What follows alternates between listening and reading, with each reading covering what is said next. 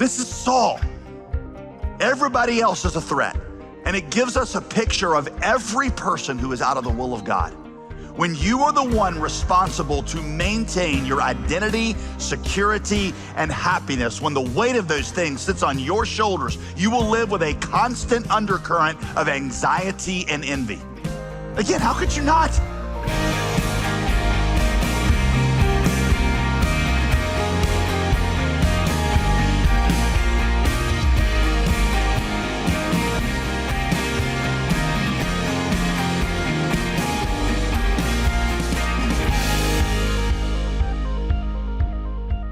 Welcome back to Summit Life. I am JD Greer, and today on the program, we're going to unpack one of the greatest friendship stories of all time.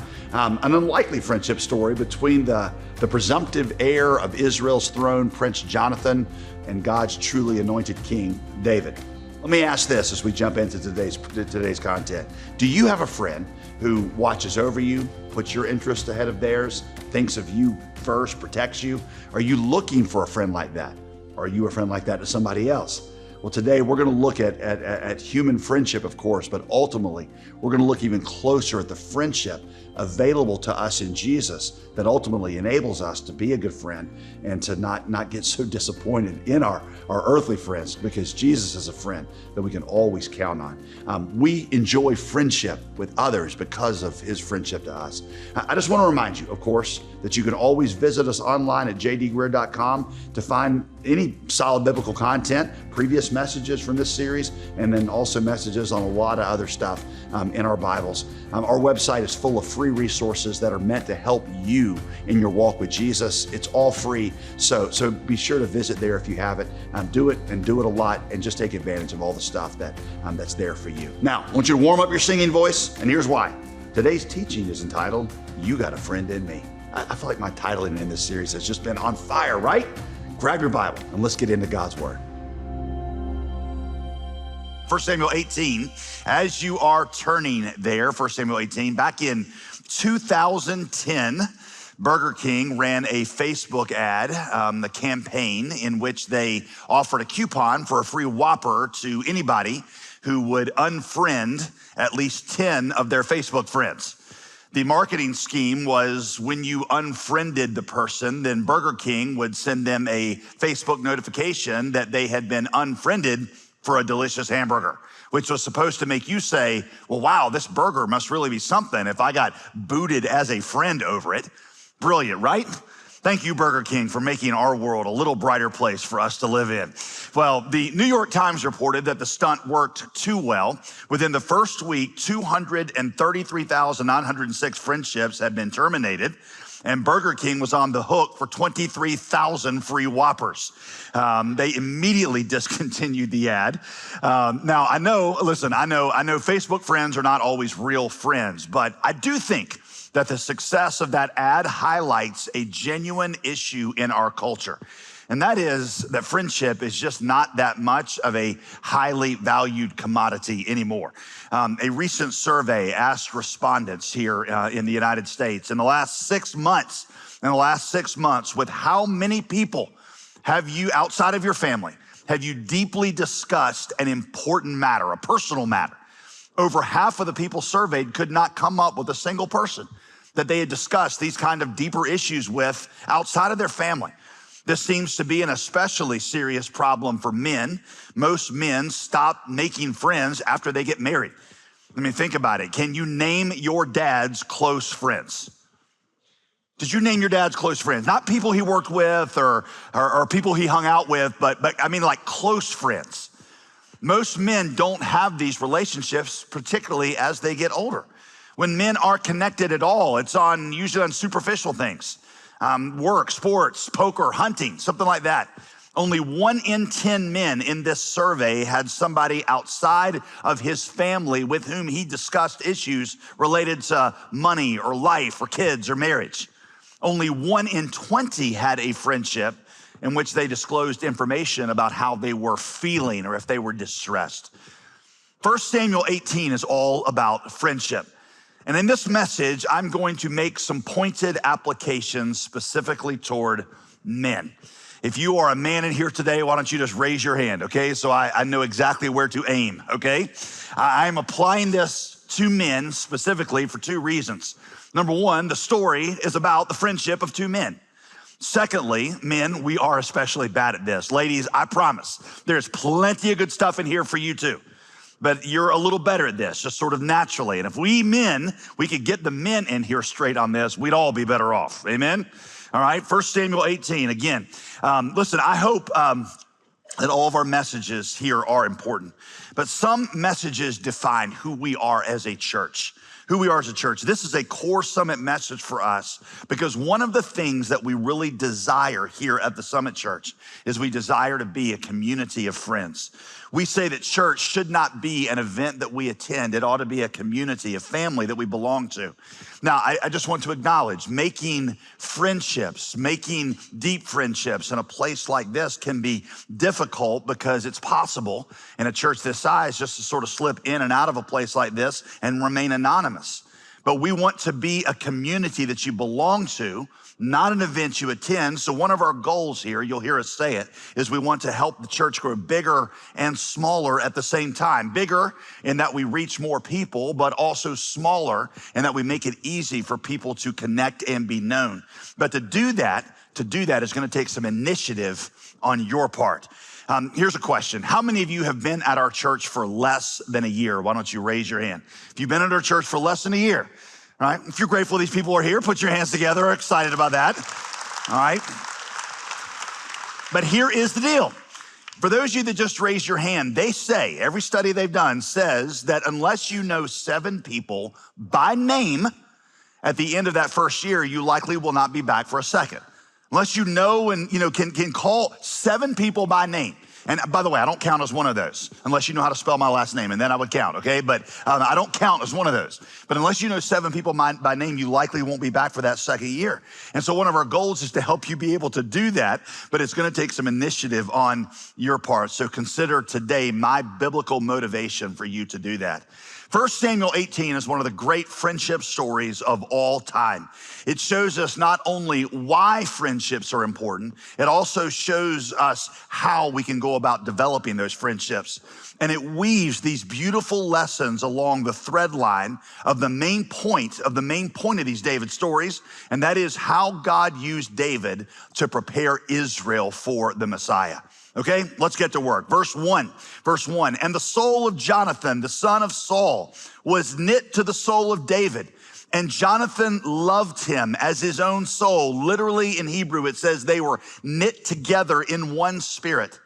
Then Jonathan made a covenant with David, and Jonathan stripped himself of the robe that was on him, and he gave it to David and his armor, even his sword and his bow and his belt.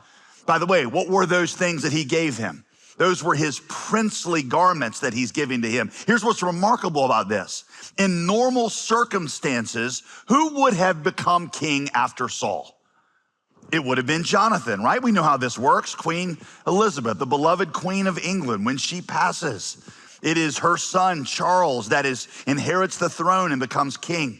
But Jonathan, though he was supposed to become king after Saul, he recognizes that God had chosen David to be the next king.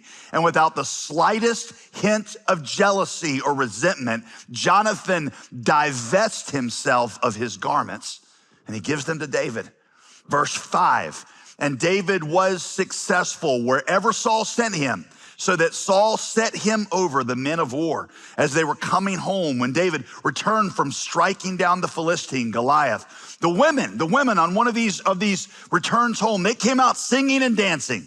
And the women sang, Saul has struck his thousands and David his tens of thousands. Now, just so you know, this was not supposed to favor David over Saul.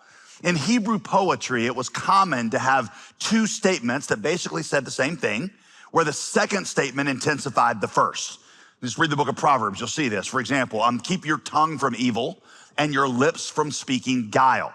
That is not meant to contrast the wickedness that the tongue and the lips can do.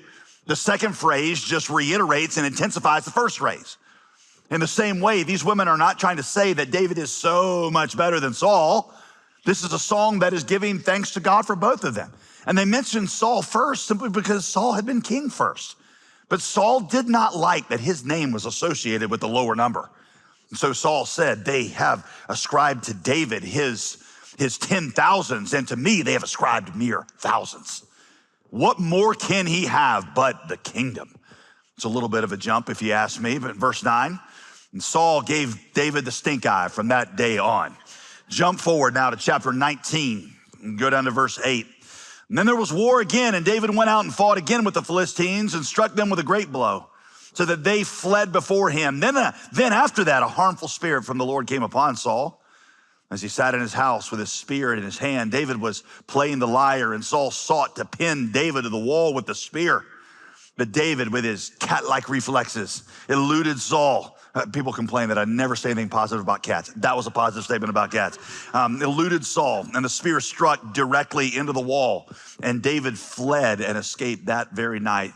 Eventually, Saul's gonna cool down, and David's gonna come back, but in the next couple of chapters, Saul tries 4 more times to kill David.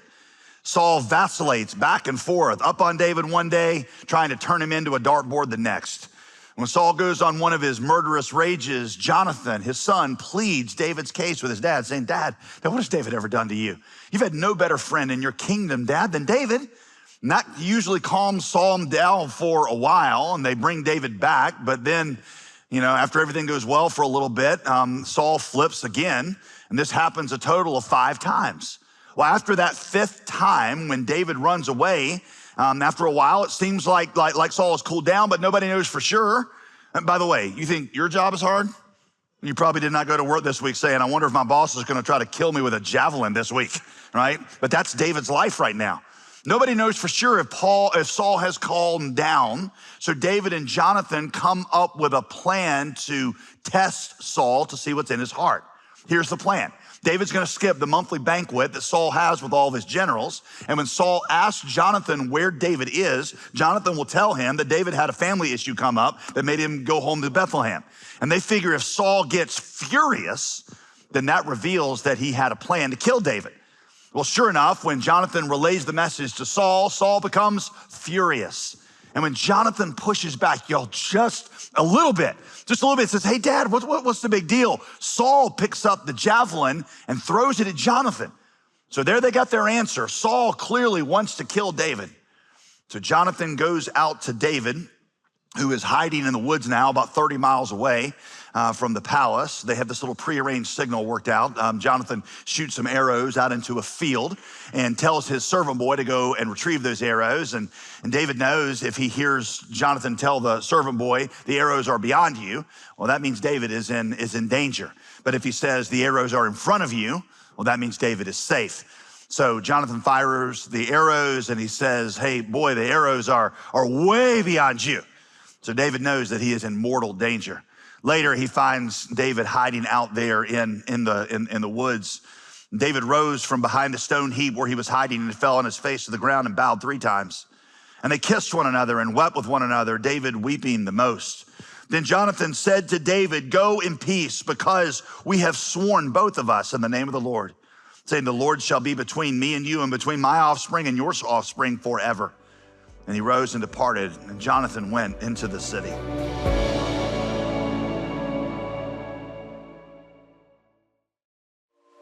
Why does prayer often feel more like a task to accomplish rather than a conversation we should enjoy? Sometimes it just seems so hard. In his book titled Just Ask, Pastor J.D. Greear speaks into the doubts and frustrations we often feel when it comes to prayer, and he calls us to embrace the simple joy of just talking to God. Let's be honest, most of us don't have a happy, healthy prayer life. That's not a judgment, It's just my experience as a pastor and, to be honest, personally also. We struggle with prayer, the what, the when, the how, sometimes even the why behind prayer. Theologian D.A. Carson once said that if you really want to embarrass the average Christian, just ask them to tell you the details of their personal prayer life. We're good on our Bible reading, we're good on our scripture memory, but when it comes to our personal prayer life, we struggle.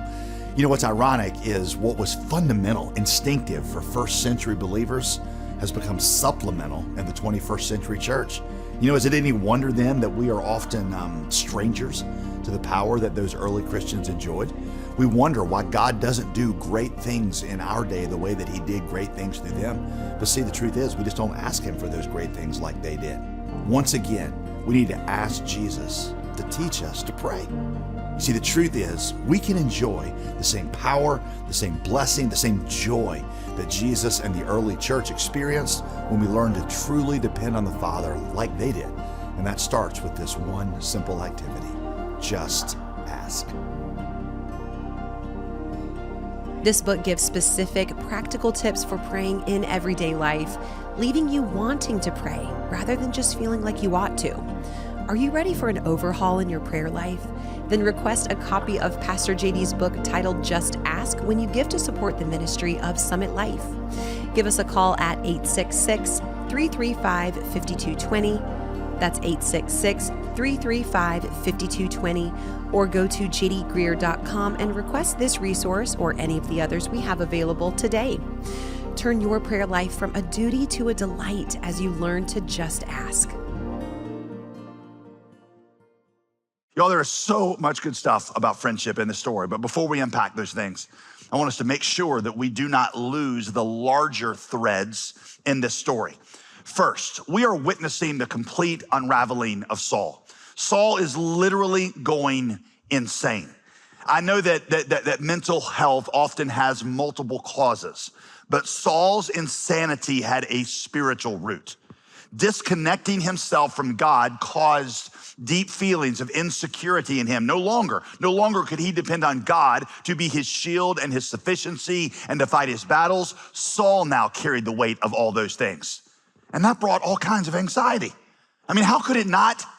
If you're always worried about what tomorrow brings and if you're gonna be sufficient for it, how could that not make you anxious? Are you gonna be able to make ends meet? Being out of the will of God also made Saul jealous because now everybody else is a potential threat.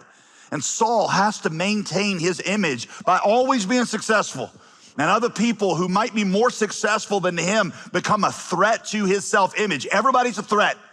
So that makes him start acting insane. Proverbs 28:1 says this. By the way, the book of Proverbs, we know was written by Solomon, but most scholars think that Solomon got a lot of that wisdom from David.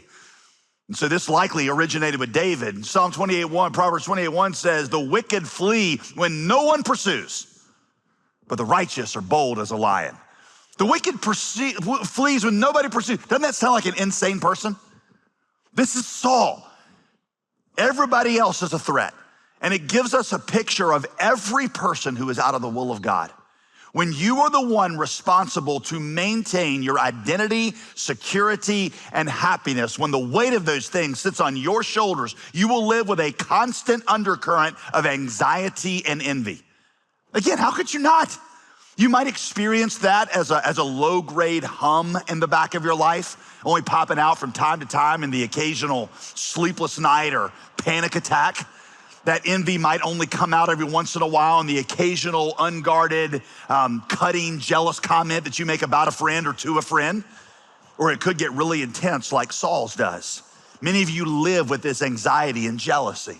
St. Augustine said that anxiety and envy and hatefulness toward others are like smoke from a fire that you can trace back down to the idolatrous altars that you have built in defiance of God. Anxiety and envy are not the primary problem.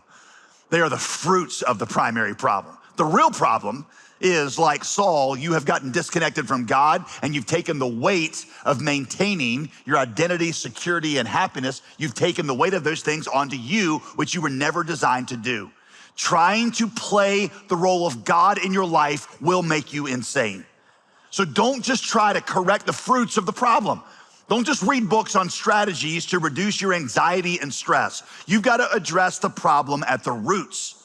You've got to surrender to God and lean on him in trust. So that's the first thread. We are seeing the unraveling of Saul. Here's the second thread to note about this passage. The author is using, catch this, the stories of Saul and Jonathan to illustrate, watch this, the two ways that we respond to God's anointed king. Saul rejects God's king because he's a threat, and he tries to kill David to keep David off of his throne. Jonathan, however, gladly bows his knee to David, even though to do so, he had to give up all of his claims to the throne, and even though it caused a lot of strain in his family.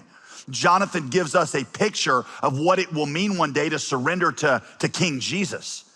Jesus said to come to him, we would have to walk away from our claim to the throne. We had to be willing to forsake even our father and mother if we wanted to become his disciples. So the question this whole story asks is, which one of those categories are you gonna be in? Are you gonna, like Saul, resist Jesus, or are you gonna abdicate the throne of your heart to him? There are only two choices. You either bow before him and surrender, or you call out for his crucifixion. You're either like Jonathan, or you're like Saul. Those are the two big threads from this story. But we're gonna spend the rest of our time focusing on the third thread, and that is the importance of friendship. We're gonna look at three things here. Number one, we're gonna look at the character of friendship. We're gonna look at the importance of friendship. And then number three, we're gonna look at the power behind friendship. Number one, here we go. The character of friendship, maybe more so than anybody else in the Bible. Jonathan demonstrates the character of a true friend. Now, several things I could comment on here. I made a list of a bunch of them. I'm only gonna focus on three. Like, if you're taking notes, letter A, selfless love. Selfless love. Jonathan loved David as his own soul, even though David inherited what in other circumstances would have come to Jonathan. Go, how easy would it have been for Jonathan to have gotten jealous? In fact, every indication is Jonathan had not done anything wrong. His family lost the throne because his dad sinned, not him. How would you have responded to that? I can tell you how I would have responded. It would have been so tempting for me to say, that's not fair. It's not fair, God. And then to resent David because David got all the blessings that I wanted. But see, that wasn't Jonathan. Jonathan respected what God appointed, and he genuinely loved David. So let me just ask you, how jealous are you of those that you call your friends? Are you secretly resentful when some blessing comes into their lives, when they get the boyfriend, when they get the starting position, when they get the good grade or the recognition or the promotion that you wanted? Are you resentful about how fabulous they look as they age? Why do they have so much money? Why are their kids excelling at school and getting scholarships while yours are struggling? And all you can do is look at them and think, God, why not me? They're not better than me. True friendship is selfless. It rejoices in the blessings that your friends get, even when those blessings are things that you would have liked to have had for yourself. Second characteristic you see in Jonathan's life, intentionality. Intentionality. Jonathan and David are not just two companions brought together by the happenstances of life, work colleagues, golf buddies, pregnant at the same time, if they had been women, right? They're not just people brought together just, because they happen to be together. Nor did they spend time together just because they made each other laugh or they enjoyed each other's company, though I'm sure that was true too. Did you notice it says in chapter 18, verse 3, first verses we read, did you notice it said they made a covenant? That's an extremely weighty Hebrew word. They made a covenant to look after each other. They swore together, and they swore to do that even when it was terribly inconvenient. That means more than just being around each other. It means choosing to get involved in the things that mattered and talking about those things. We men have perfected this category of friendship where all we do is golf or hunt or play poker or watch sports together. And that's it. Women tend to be better at this, but guys can be together for hours. Never talk about anything substantive. The best guy that I've ever heard talk about this was the comedian Brian Regan. He does this bit recounting a conversation that he had with his wife. He says, I have this friend who got divorced. I went golfing with him recently, and it's the first time I'd seen him since the divorce. So when I got home, my wife was like, how's Gary coping with the divorce? He's like, fine, I think. She said, well, I thought you went golfing with Gary today. I did. You don't know how he's doing with the divorce? It never came up. Is he dating anybody? I don't know. Were you two in the same golf cart? Yeah? You were in the same golf cart for 4 hours and you don't know if he's dating anybody? I know he's got a great new driver. How is that possible? How is it possible that how Gary's doing with the divorce wouldn't even come up. And Brian says, how is it possible that it would have come up?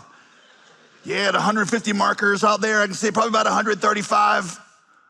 Are you dating anybody? You know, it's just not, it doesn't feel natural. Biblical friendships, by contrast, take intentionality. It's a choice to be involved in each other's lives and to get into the things that matter. Here's the third thing we see. Letter C, a commitment to speaking truth. Jonathan told David hard things that were awkward, things that David didn't want to hear. And that's because Jonathan was not simply trying to keep the peace or to make David feel good. He was trying to save David's life. A true friend thinks about your safety and your flourishing more than they do their comfort. And that means they're committed to telling you the truth, even when it hurts them or you. Again, through the book of Proverbs, wisdom that most likely came from David, Proverbs 27:6. Here's what David says, or here's what Solomon repeats David says. He says, blessed are the wounds of a friend, faithful are the wounds of a friend. Profuse are the kisses of an enemy. Y'all, kisses always feel better than wounds.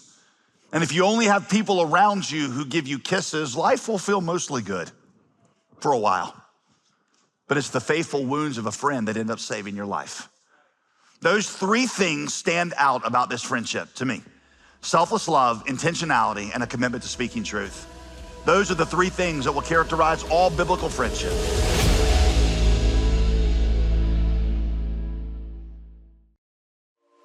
Why does prayer often feel more like a task to accomplish rather than a conversation we should enjoy? Sometimes it just seems so hard.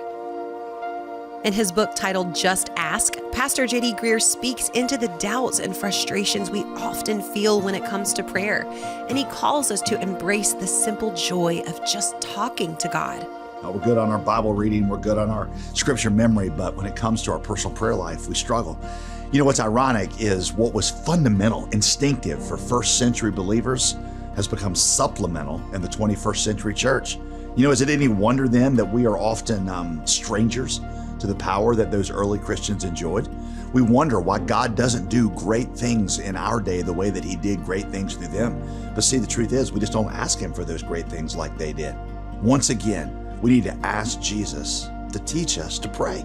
This book gives specific, practical tips for praying in everyday life, leaving you wanting to pray rather than just feeling like you ought to.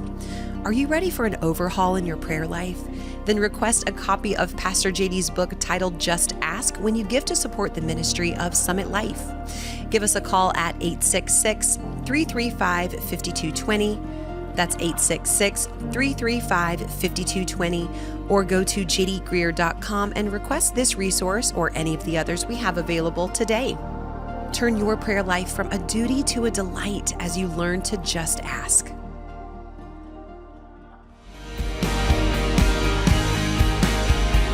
Thanks for joining us today on Summit Life. As always, you can visit us at jdgreear.com. We'll see you next time for Summit Life with J.D. Greear.